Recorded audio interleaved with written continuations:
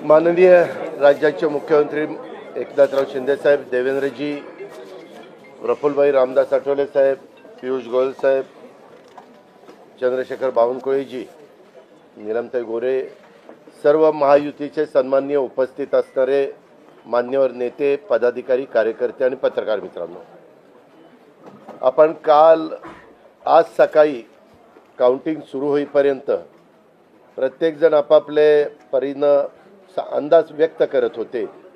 काल तर मी स्वतः वेगवेगळ्या चॅनलला बघत होतो, म्हणजे आम्ही तिघं कशातच नसल्यातच जमा होतो, बाकीच्यांच्या गाड्या फिरवणं, ड्रायव्हिंग करणं, इकडं जाणं तिकडं जाणं, इतकं काही सुरू होतं की आम्ही पहिल्यांदा 2:45च्या पुढे जाऊ आम्हाला वाटत होतं। कालचं सगळं बघितल्यानंतर आम्हाला वाटायला लागलं की आपण कुठेतरी खाली जातोय का काय, परंतु महाराष्ट्रातल्या जनतेने विकासाकडे बघून महायुतीला प्रचंड अशा प्रकारचं जे यश प्राप्त करून दिलंय, त्याबद्दल महाराष्ट्रातल्या तमाम जनतेचं महायुतीच्या वतीनं व्यक्तिशः माझ्या वतीनं मी त्यांना मनापासून धन्यवाद देतो, मनापासून आभार मानतो।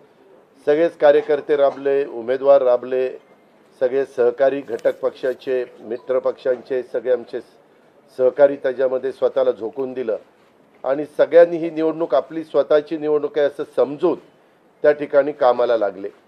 आमच्या ज्या योजना होत्या, योजनांच्याबद्दल बरेच थोडीशी चेष्टा मस्करी करण्यात आली, आम्हाला त्याच्यामध्ये दोष देण्यात आला, आमची थोडंसं टीका टिप्पणी करण्यात आली की राज्य कंगाल केलं, अमुक झालं तमुक झालं, परंतु नंतर त्यांचे जाहीरनामे बाहेर आल्यानंतर आम्हाला ते दिसलं की हे काय चाललेलं आहे, कसं चाललेलं आहे, कुठलाही हिशोब न ठेवता अशा प्रकारचे जाहीरनामे बाहेर आले आणि आपण सगळ्यांनी त्या ठिकाणी पाहिलं। आम्ही मुळात काय केलं, लोकसभेच्या निवडणुकीच्या निमित्तानं आम्हाला मोठं अपयश आलं, म्हणजे महाराष्ट्रामध्ये आम्हाला तिघांनाही वाटलं नव्हतं की बाबा अशा प्रकारचं आपल्याला अपयश मिळेल, परंतु ते मिळालं, आम्ही ते मान्य केलं, त्याच्यातून आम्ही पुन्हा सावरण्याचा प्रयत्न केला। अर्थसंकल्प सादर करत असताना आम्ही सरकारमध्ये तिघांनी मिळून काही योजना जाहीर केल्या, त्या योजना इतक्या पॉप्युलर झाल्या, त्याच्यामध्ये लाडकी बहिणा म्हणजे गेम चेंजरच ती योजना झाली। अंडरकरंट असा का बहिणींनी दाखवला की मी सगळे उताने पडले, सगळे आडवे झाले। हे माझं स्वतःचं स्पष्ट मत आहे, प्रत्येकाची वेगवेगळी मतं असू शकतात आणि उलट आमच्यावर आता जबाबदारी वाढलेली, कारण एवढ्या प्रचंड बहुमताने, म्हणजे मी तर जसा राजकारणात आलोय तसं 222 आणि 225 महायुतीला किंवा कुठल्याही आघाडीला महाराष्ट्रामध्ये तरी कधी असं यश मिळालेलं माझ्या तरी पाहण्यात नाही, माझ्या तरी ऐकवत नाही। कदाचित पूर्वीचा काळ वेगळा काँग्रेसचा असेल, त्यावेळेस कधी झालं असलं तर माहिती नाही, परंतु बाकीचे विरोधक नगण्य होते त्यावेळेसची गोष्ट, परंतु अलीकडच्या काळामध्ये जसं आम्हाला समजतंय तसं तर एवढं प्रचंड यश हे पहिल्यांदाच मिळालेलं यशाने आम्ही हुरळून पण जाणार नाही आणि आम्ही अतिशय जमिनीवर पाय ठेवून आता म्हणजे जसे जसे ते आकडे आम्हाला दिसत होते तसे तसे तसे फायनान्सच्या गोष्टी माझ्या डोळ्यासमोर येत होत्या। मी देवेंद्रजींना पण फोन केला, तेव्हा म्हटलं देवेंद्रजी खूप काही काम करावं लागेल, एकनाथरावजींना पण तसं सांगितलं की फार आर्थिक शिस्त आपल्याला त्याच्यामध्ये आणावी लागेल आणि आम्ही आणू, त्याच्यात आम्हाला हे नवीन नाही आहे, आम्ही सगळे अनुभवी माणसं, आम्हाला त्याच्यामध्ये कुठली काही अडचण नाही आणि शिवाय आमच्या पाठीशी केंद्र सरकार आहे, तो आम्हाला खूप मोठा एक आधार आहे, एक आमच्या पाठीशी एक मोठा भक्कम अशा प्रकारचा भरोसा आहे आणि त्याच्यामुळं ह्या सगळ्या ज्या काही गोष्टी झालेल्या आहेत, आता विरोधक टीका करतात की बाबा बॅलेट पेपरनी घ्यायला पाहिजे होतं, मग बॅलेट पेपरने लोकसभेला पण घ्यायला पाहिजे होतं, लोकसभेचा निकाल लागला की तो बरोबर आणि इथला निकाल लागला की मग बॅलेट पेपर यायला पाहिजे, मग मशीन काय EVM बरोबर नाही, असं नाही चालत। आता झारखंड पण आमच्या हातनं गेलंच ना, आम्ही कुठं काय म्हणतो, ठीक आहे, त्या जनतेने कौल दिलेला आहे तशा पद्धतीनं महाराष्ट्रातल्या विशेषतः महाराष्ट्रामध्ये बऱ्याचदा आपले जे 6 रिजन आहेत ना, मराठवाडा, विदर्भ, पश्चिम महाराष्ट्र, कोकण, मुंबई, अशा सगळ्या वेगवेगळ्या रिजनमध्ये, नाशिक, सगळीकडेच तुम्ही बघितलं तर सगळीकडे महायुती जोरात चालली। असं कुठं नाही की मागच्या वेळेस कसं झालं, आम्हाला झटका दिला तो मराठवाड्याने दिला, आमची एकच जागा त्यावेळेस भुमरे साहेबांची आली संभाजीनगर सिटीतली, बाकीकडे सगळीकडे आम्हाला दारुण पराभवाला सामोरं जावं लागलं आणि तसं ह्यावेळेस झालं नाही. तुम्ही जर अंदाज घेतला तर सगळीकडेच चांगल्या प्रकारे महायुतीला यश मिळालं. काही जागा गेल्या त्या फार थोड्या मतांनी त्या बाबतीमध्ये गेलेले आहेत असंही चित्र. आणि मीडियावाल्यांनो, मला एक तुम्हाला इलेक्ट्रॉनिक पण आहे, प्रिंट पण मीडिया आहे, मला एक कळत नाही, तुम्ही खऱ्या बातम्या देत चला ना. जे खऱ्या देत नाही त्यांना मला म्हणायचं, तुम्ही बाकी सगळे खऱ्या बातम्या देतात त्याच्याबद्दल दुमत नाही.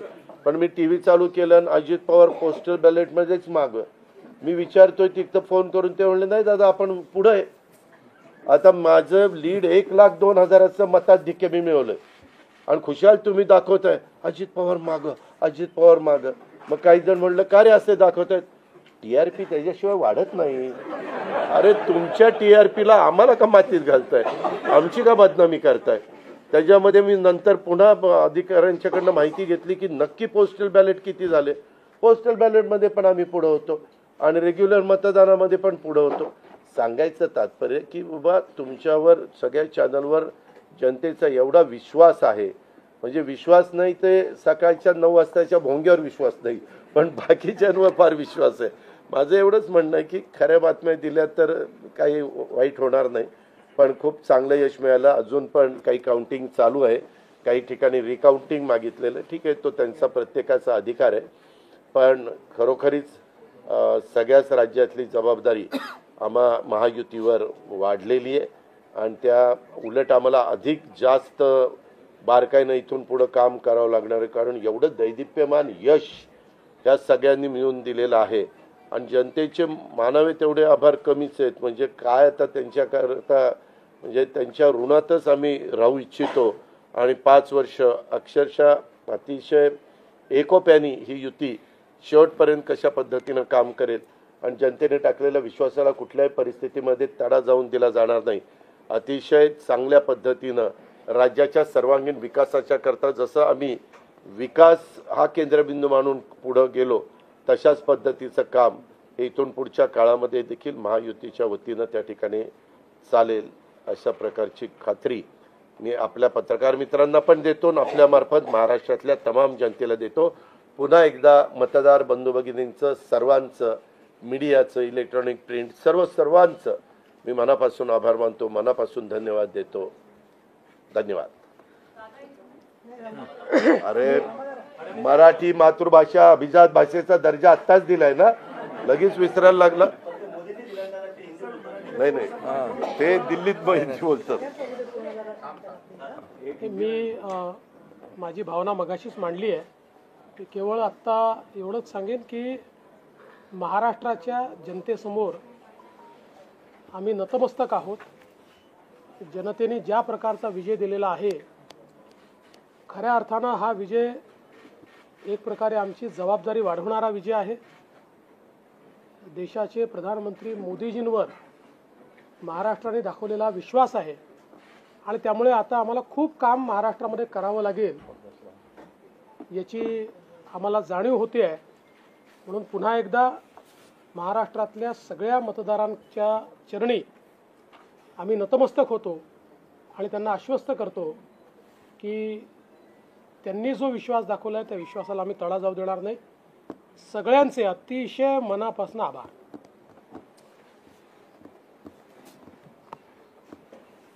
खरं म्हणजे आजचा हा महाराष्ट्रातला ऐतिहासिक दिवस आहे आणि ऐतिहासिक विजय देखील आहे. आतापर्यंतच्या अनेक वर्षांच्या निवडणुका आपण पाहिल्या, परंतु ही निवडणूक लोकांच्या हातात घेतली अशा प्रकारची निवडणूक होती. म्हणजे लँडस्लायडिंग जो काही विक्ट्री आपण म्हणतो ऐतिहासिक, म्हणजे याला काय शब्द वापरायचे मला कळत नाही, परंतु लोकांनी मतांचा, प्रेमाचा वर्षाव महायुतीवर केला. कारण लाडकी बहीण असेल, लाडका भाऊ असेल, लाडका शेतकरी असेल, एकंदरीत सगळ्याच घटकातल्या लोकांनी यावेळेस महायुतीवर प्रेम दाखवलं आणि त्यामुळे मी सगळ्या मतदारांना मनापासून धन्यवाद देतो आणि त्यांना एवढ्या मोठ्या ऐतिहासिक विजयासाठी साष्टांग दंडवत घातला पाहिजे अशा प्रकारचं काम मतदारांनी केलेलं आहे. खरं म्हणजे गेल्या 2-2.25 वर्षामध्ये मी देवेंद्रजी, अजितदादा आम्ही जे काम केलं या राज्यामध्ये की शिवसेना, भाजपा, राष्ट्रवादी, RP आमचे आठवले साहेब इकडे आहेत आणि आमचे इतर घटक मित्रपक्ष आणि जे निर्णय आम्ही घेतले ते निर्णय आतापर्यंतच्या इतिहासामध्ये न भूतो न भविष्यते असे होते. म्हणजे एकीकडे विकास केला आम्ही, डेव्हलपमेंट म्हणजे जे 2.5 वर्षात महाविकास आघाडी सरकारने जी काही कामं बंद पाडली होती, स्पीड ब्रेकर टाकले होते, सगळी कामं थांबवली होती. तुमच्या काळातली जी कामं जसं महाविकास आघाडीचं सरकार 2019ला आलं त्यानंतर ती सगळी कामं बंद पाडली, त्याला स्टे दिले आणि ते स्टे आम्ही सगळे काढले आणि कामं सुरू झाली. मग अटल सेतू झाला, समृद्धी झाला, आपला कोस्टल झाला आणि मेट्रो झाली, कारशेड झालं आणि मोदी साहेबांच्या शुभ हस्ते त्याचं आम्ही उद्घाटनही करू शकलो. ज्याचं भूमिपूजन मोदी साहेबांनी केलं त्याचं उद्घाटन करण्याचे भाग्य आम्हाला मिळालं आणि त्यामुळे कामाला आम्ही प्राथमिकता दिली, विकासाला आम्ही प्राधान्य दिलं आणि आम्ही त्यामध्ये एकच डोळ्यासमोर ठेवलं की या राज्याचा सर्वांगीण विकास. आणि राज्याचा सर्वांगीण विकास करत असताना सर्व घटकांना आम्ही समोर ठेवलं आणि पाहिलं की जे 2.5 वर्षामध्ये जी कामं त्यांनी थांबवलेली आणि 2.5 वर्ष त्यांनी जे सगळं बंद पाडलं होतं ते किती वेगाने आम्ही सुरू करू शकलो याचं समाधान आणि आनंद आम्हाला आहे. कारण त्याचे तुम्ही ते फळं पाहत आहे. सगळी लोकांना आपण मेट्रो दिली, समृद्धी दिलं, अटल सेतू दिला, कोस्टल दिलं, लोक तो वापरू लागले. आणि त्याचबरोबर दुसरीकडे कल्याणकारी योजना आम्ही केल्या. कल्याणकारी योजनेमध्ये लाडकी बहीण, मुख्यमंत्री लाडकी बहीण योजना, त्यानंतर मग लाडका भाऊ केला आम्ही, युवा प्रशिक्षण योजना केली, 3 गॅस सिलेंडर दिले, त्यानंतर वयोश्री योजना केली, शेतकऱ्यांची आम्ही योजना केली, शेतकऱ्यांना वीज बिल माफ केलं, शेतकऱ्यांचं जे 7.5 HP 3-5-7.5 हां 3-5-7.5 आणि त्या पंपाचं वीज बिल माफ केलं. शेतकऱ्यांना आम्ही 2.5 वर्षामध्ये 2.25 वर्षामध्ये आतापर्यंतच्या इतिहासामध्ये जेवढा मोबदला दिला नव्हता 15,000 कोटी रुपये तो दिला. त्यांच्या योजनांसाठी 45,000 कोटी रुपये. म्हणजे एकंदरीत कल्याणकारी, मी डिटेलमध्ये जात नाही त्याच्यामध्ये, पण एकीकडे विकास आणि दुसरीकडे कल्याणकारी योजना याची आम्ही सांगड घालण्याचा प्रयत्न केला. आणि नेमकं यामध्ये आमचा उद्देश एवढाच होता की या राज्याला पुढे न्यायचं, या राज्याचा सर्वांगीण विकास करायचा, या राज्यातल्या प्रत्येक घटकाला काही ना काही राज्य सरकारच्या माध्यमातून आधार मिळाला पाहिजे. आणि मग आम्ही सर्वसामान्यांचं सरकार म्हणायचो. मग सर्वसामान्यांचं सरकार म्हणताना सर्वसामान्याला काय मिळालं याचा विचार आम्ही केला. आणि मला अभिमानाने या ठिकाणी सांगायचं आहे की मोदी साहेबांनी, केंद्र सरकारने देखील आमच्या पाठीमागे उभे राहिले ताकदीने, की जे आमचे प्रस्ताव जे आहेत ते त्यांनी मान्य केले आणि मोठ्या प्रमाणावर गेल्या 10 वर्षामध्ये जे केंद्राने देखील या राज्याला 10 वर्ष तर जाऊ द्या, पण 2-2.5 वर्षामध्ये देखील आम्हाला लाखो कोटी रुपयांचं सहकार्य केलं. त्यामुळे एक डबल इंजिनचं सरकार देखील या राज्यामध्ये, वेगवान सरकार, गतिमान सरकार, निर्णय घ्यायला धडाधड निर्णय घेतले आम्ही. त्यामुळे 2.5 वर्षात सिंचन प्रकल्प 4 त्यांनी केले महाविकास आघाडीने, आम्ही होतो तिकडे. आणि आता आमच्या वेळेस सुप्रमा 124 सुप्रमा दिल्या. म्हणजे एक फक्त उदाहरण की अशा प्रकारचं काम आम्ही केल्यामुळे या राज्यातल्या जनतेने, सर्वसामान्य माणूस आम्ही केंद्रबिंदू मानला. म्हणजे त्याच्यामध्ये महिला आहेत, गरीब आहे, युवक आहे, शेतकरी आहे, यांना आम्ही केंद्रबिंदू मानून काम केलं आणि त्यांच्यासाठी आम्ही योजना केल्या. काय आमच्यावर आरोपही झाले, एका रेवड्या बाटण्या काय म्हणजे तुम्ही हे वाटप सुरू केलं आहे, बहिणींना विकत घेताय का, काही लाच देताय का, या सगळ्या गोष्टीला आम्ही सामोरे गेलो. कोर्टामध्ये काही लोक गेले ही योजना बंद करण्यासाठी. आणि म्हणून लाडकी बहीण योजना जी आहे, त्याचबरोबर शासन आपल्या दारी, आम्ही याच्यापूर्वी शासन आपल्या दारी आम्ही केलं.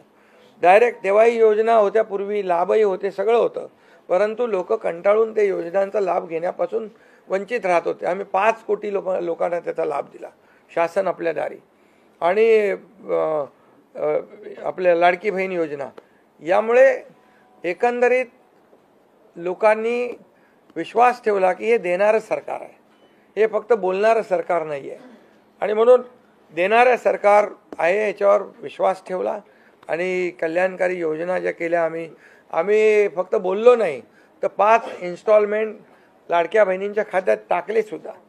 आणि आम्ही तर आम्हाला माहीत होतं हे विरोधक सावत्र भाऊ आमच्या या नोव्हेंबरच्या पैशामध्ये अडकाटी आणतील, म्हणून आम्ही ऑक्टोबरमध्येच आचारसंहिता लागायच्या अगोदर नोव्हेंबरचे पण पैसे दिले.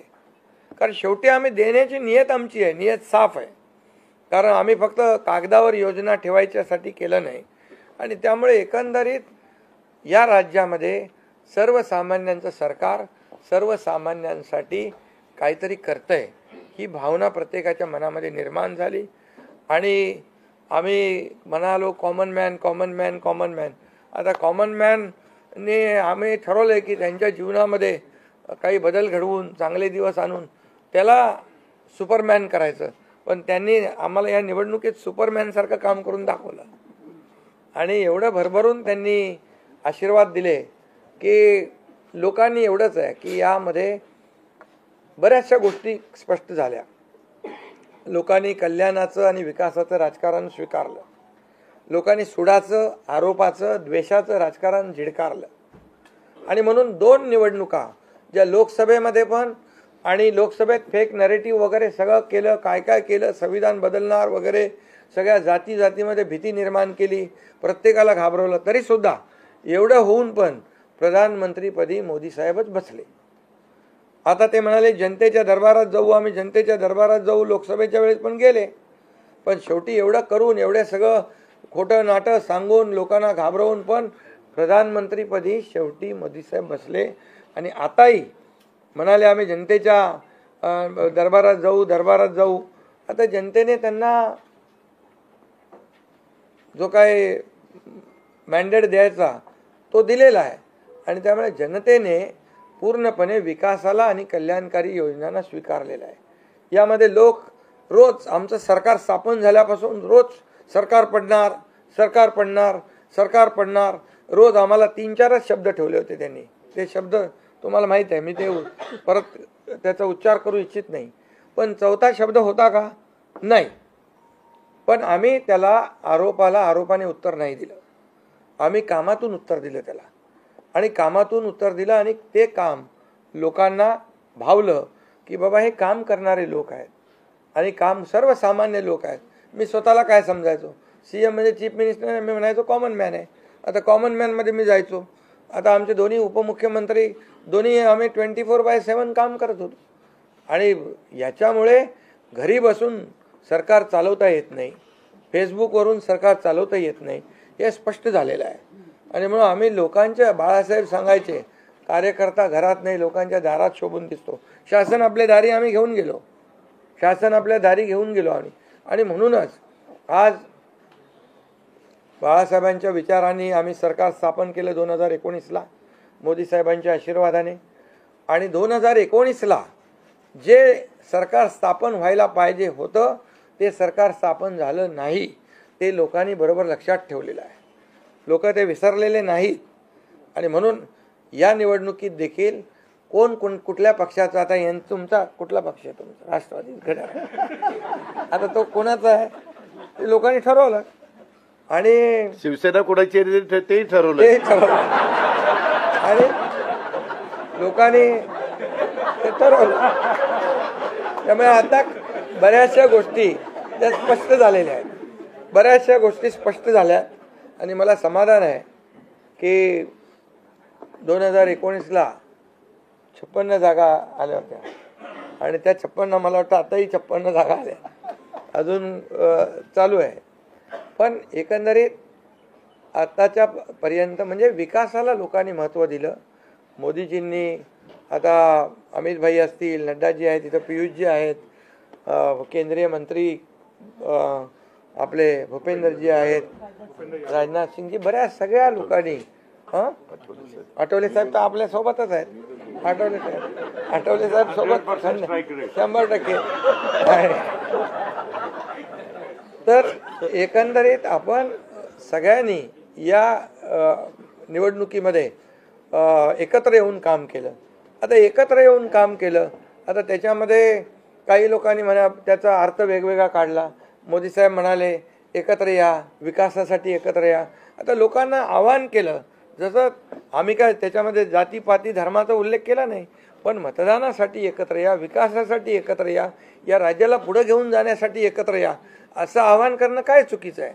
आणि लोकांनी ते एकत्र येऊन एकजुटीचं दर्शन या निवडणुकीमध्ये घडवलं आणि मतांची टक्केवारी वाढली, मतदानाची टक्केवारी वाढली, महिलांच्या आमच्या लाडक्या बहिणींच्या टक्केवारी वाढली. आतापर्यंत महिलांचं टक्केवारी कमी असायची पुरुषांपेक्षा, पण यावेळेस ती टक्केवारी जास्त आहे. आणि म्हणून लाडक्या बहिणी आमच्या ज्या आहेत त्या लाडक्या बहिणींनी सावत्र भावांना चांगला जोडा दाखवलेला आहे. आणि आम्ही म्हणायचो ना, खोडा घालणाऱ्यांना जोडा दाखवा.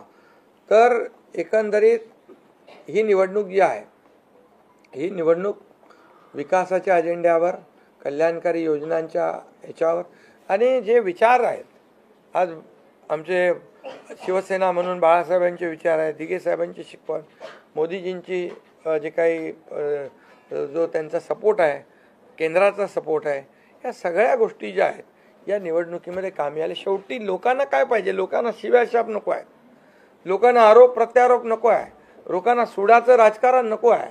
लोकांना हवं आहे डेव्हलपमेंट हवं आहे आणि विकास आणि विकास यावर आम्ही भर दिला.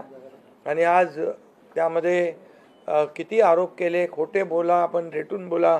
आता अजितदादा मगाशी म्हणाले की तुम्ही पण काय काय ते बातम्या अशा सकाळी तर अशा बातम्या चालल्या होत्या की बोला आमचा काय कार्यक्रम होतो का काय, आमचा करेक्ट कार्यक्रम करायचं चालू.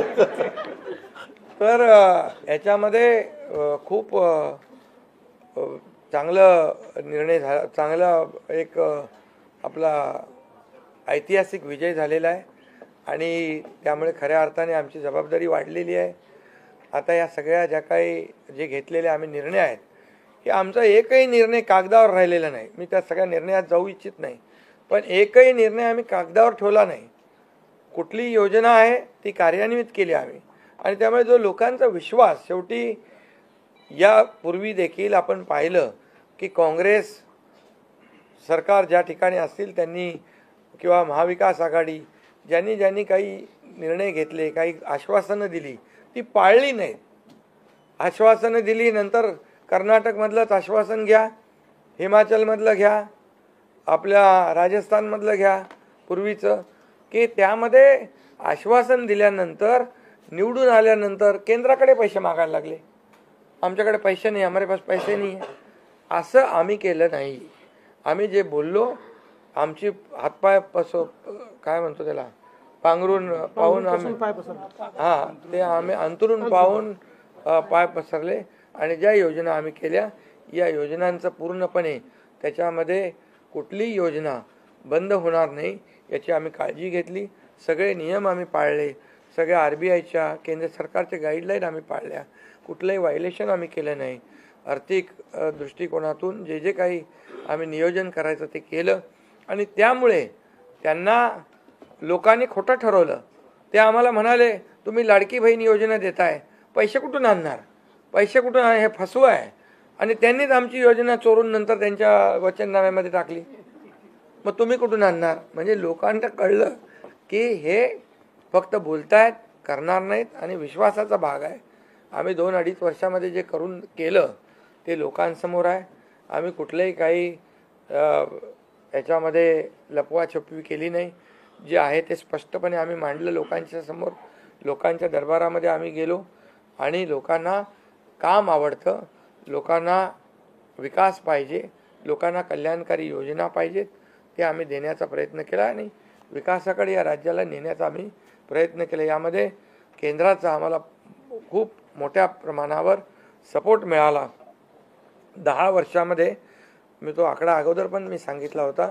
मनमोहन सिंग प्रधानमंत्री होते, 10 वर्षात राज्याला त्यांनी 2 लाख कोटी दिले, पण यावेळेस 10 वर्षामध्ये मोदीजींनी 10 लाख कोटी दिले. हे आताचं नवीन उदाहरण तर 76,000 कोटी वाढवण बंदर आहे, दिघी बंदर आहे. अशी म्हणजे डेव्हलपमेंटसाठी जे आहे, मग ते एअर कनेक्टिव्हिटी असेल, water connectivity, rail connectivity, road connectivity असेल, अनेक प्रकल्पांना जे काही पाण्याची योजना असतील आमच्या, त्या सगळ्याला खूप मोठ्या प्रमाणावर सपोर्ट केला आणि त्यामुळे आम्ही या राज्याला विकासाकडे घेऊन जाऊ शकलो आणि लोकांना कल्याणकारी योजना आम्ही देऊ शकलो. आणि लोकांना आम्ही याच्यामध्ये मतं नाही, आम्ही लोकांची मनं जिंकलेली आहेत. आज लोकांना शेवटी काय विश्वास महत्त्वाचा आहे. विश्वासावर सगळ्या गोष्टी चालतात.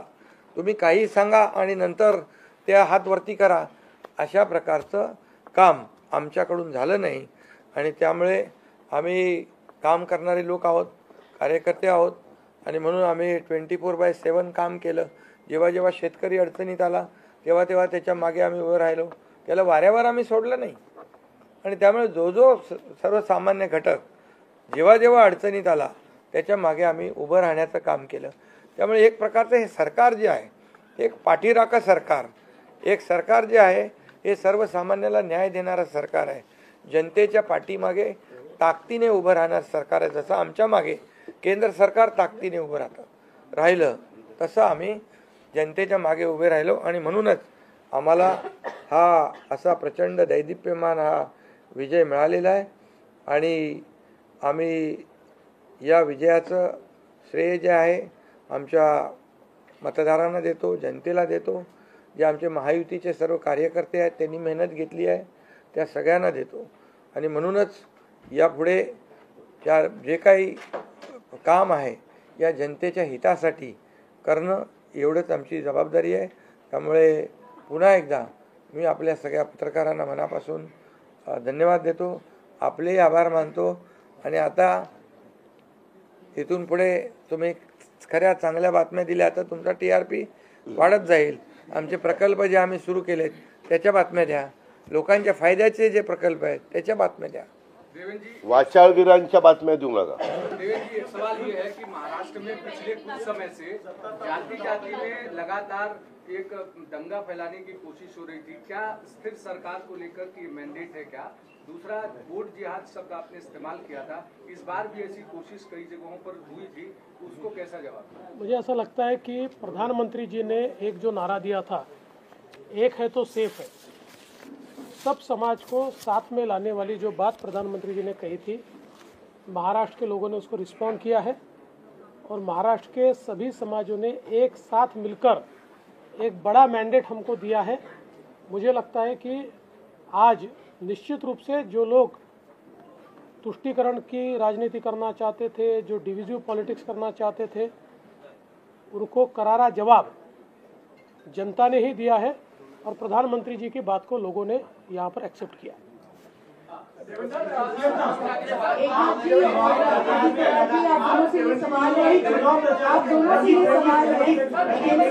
आप शिवसेना आप दोनों को लेकर ये आरोप लग रहे थे बार बार, आप दोनों की साथ की लड़ाई थी शिवांगी ठाकुर न्यूज, एकता जी और अजीत पवार जी की नकली है. क्या आपको लगता है आज के बाद ये आरोप अब जनता ने जवाब दे दिया है, आपकी ओर से क्या जवाब दिया जाएगा? क्योंकि असली और नकली का फैसला जनता ने दिखाया ना. अभी आपने पहले ही बोल दिया ना. नहीं, आपकी ओर से जानना चाहते हैं क्योंकि देखिए बार-बार नहीं, देखिए जनता ने आज बता दिया है. असली नकली में मैं जाऊंगा नहीं, लेकिन बाला साहब ठाकरे जी की विचारधारा वाली जो शिवसेना है, शिवसेना भाजपा की गठबंधन वाली जो शिवसेना है, एक विचारधारा वाली शिवसेना, आज लोगों ने तय कर लिया है कौन है, मैंडेट दिया है लोगों ने. आज अभी तो मुझे लगता है वो तो अभी उनको तो हम कैसे रोकेंगे, वो तो और कुछ ना कुछ बोलते रहेंगे. लेकिन जनता की अदालत में जाने के बाद उनको भी दिखाया है और हमें भी दिखाया है.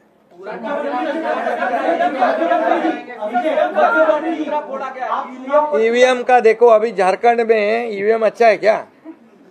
झारखंड में, कर्नाटक में ईवीएम अच्छा था। जब भी अभी वो लोग पहले जब जीतने के बाद बोलते ईवीएम अच्छा है, इलेक्शन कमिश्नर अच्छा है, वो लोग तो सुप्रीम कोर्ट तक तो उनको सलाह मशवरा देते उनको।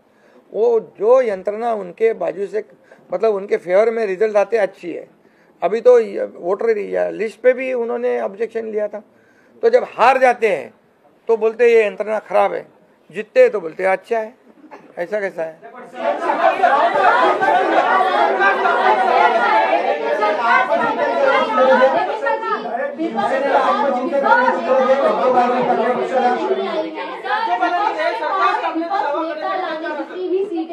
तो यही तो देखिए, यही तो मैं बता रहा हूँ कि जनता ने पूरी तरह, मैंने पहले भी कहा था कि पूरी तरह थम्पिंग मेजोरिटी मिलेगी। ये पूरा लैंडस्लाइड विक्ट्री है ये पूरी तरह। अभी ये जनता ने भरपूर दिया है। अभी उनको उनकी जगह दिखाई है।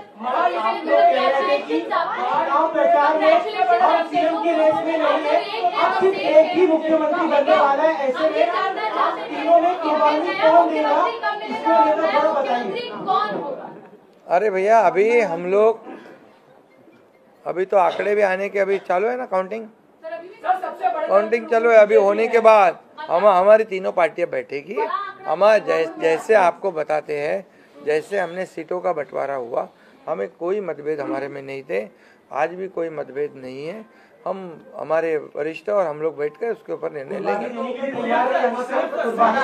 बच्चे हैं नई सरकार को लेकर के, तो क्या कब तक दावा पेश करेंगे गवर्नर के पास? अरे हमें करो ना, कब तक दावा पेश करेंगे गवर्नर के पास? क्योंकि अब 26 तारीख जो है वो डेट पिछली बार हुआ था, 5 साल पूरा होगा। समय पे सब बराबर होगा। पहले तो तीनों पार्टियां अपना अपना नेता चुनती है। अभी रिजल्ट ही आने का है। रिजल्ट आने के बाद सारे एमएलए को बुलाना पड़ता है, अपने अपनी पार्टी का नेता चुनते, उसके बाद ये प्रक्रिया होती है। आप बिल्कुल चिंता मत करिए, तीनों पार्टियां साथ में बैठकर और अठौले जी का भी मशवरा हम लेंगे और इसका निर्णय करेंगे।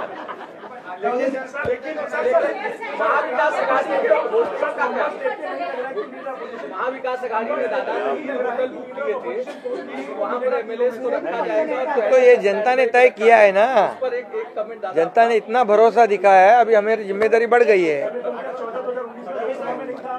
हाँ, तो फिर वही तो पब्लिक जनता ने दिखा दिया है। जनता ने पूरा विश्वास दिखाया, तो हम पूरे विश्वास के साथ अभी काम करेंगे। सीएम साहब 3 होटल महाविकास अघाड़ी ने बुक किए थे, कल से 3 होटल महाविकास अघाड़ी ने बुक किए थे और कल रात में 3 बार मीटिंग हुई कि यहाँ पर हमने एक भी मीटिंग नहीं करी थी, हम लोग शांत बैठे थे। हमने मीटिंग भी नहीं करी थी और होटल भी बुक नहीं किया था, क्योंकि हमें मालूम था थम्पिंग मेजोरिटी मिलने वाली है, किसी यहाँ पे बुक करें और उनके आवश्यकता पड़े तो उनके होटल हम मांग लेंगे, उनकी बुकिंग हम ले लेंगे। नाही, बरेचसे झालेत ना, काँग्रेसचे मोठे बाळासाहेब थोरात आणि काय काय पृथ्वीराज चव्हाण, बहुत से लोगों का हुआ है।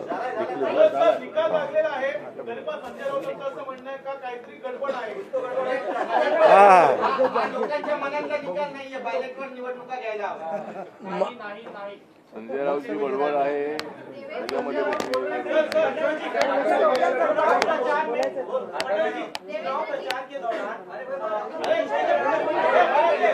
अरे भाई चला आता 2 प्रश्न मराठीत घेऊ आपण, महाराष्ट्रात बसलोय मग संपू। 2 प्रश्न मराठी। अरे जाने दो ना संजय, एक ही सवाल है क्या? आपका सवाल खत्म हुआ? सवाल खत्म? असं म्हणतायत की बॅलेट पेपरवर निवडणुका घ्या, ईव्हीएमचा निर्णय माहीत नाही। पुन्हा एकदा तुम्हाला विचारतो, संजय राऊत कोण? ईव्हीएमचा निर्णय मान्य आहे।